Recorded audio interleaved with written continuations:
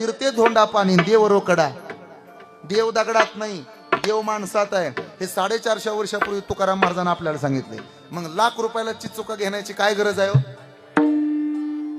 महाराजांनी सांगितलंय आपल्याला, 900 कन्या पुत्र होतील तरी का करणे लागे पती. 9 लाखाचा मत प्यायची काय गरज आहे? नको तिथं जायचं. कुठल्या कायद्यात आणि शास्त्रात आहे की दार लावून आतमध्ये मंत्र सांगायचा? अरे उघडा मंत्र जाणार रामकृष्ण हरी म्हणा. तुकाराम महाराजांना, ज्ञानेश्वर महाराजांना पहिल्यापासून सांगितले, अंधश्रद्धेला विरोध केला. तुम्ही उघड कुठेही जायचं, इथं पाय धर तिथं पाय धर. ज्यानं विठोबाचे पाय धरले ते वारकरी झाले, खंडोबाचे पाय धरले ते वाघ्यामृळी झाले, देवीचे पाय धरले ते देवदासी झाले.